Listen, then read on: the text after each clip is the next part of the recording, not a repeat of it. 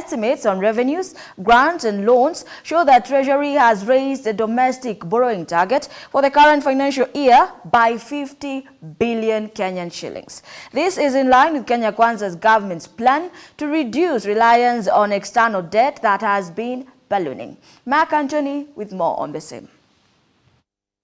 Treasury now targets to borrow 475 billion from internal lenders, up from 425.1 billion Kenya shillings, as the remaining amount will be funded through external borrowing and tax collection from Kenyans. The increase in domestic borrowing comes as the government aims to shift its focus on domestic debt, and also from long-term debts to more short-term and medium-term ones that are more sustainable for the country as a whole.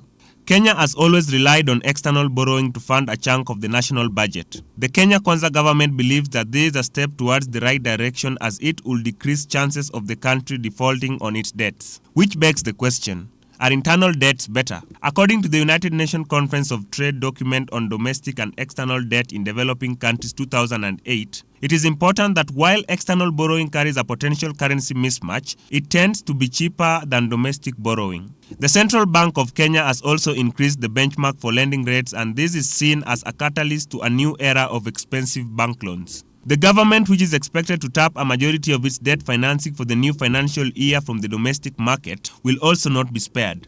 The reset of the benchmark interest rate seeks to trim demand for goods and services in the economy by limiting money in supply. The national debt of the country stands at 9.182 trillion Kenya shillings, with a large proportion of it being from external debts. The parliament recently converted Kenya's 10 trillion debt ceiling to a debt threshold anchored to GDP to be able to borrow to finance the budget 2023-2024.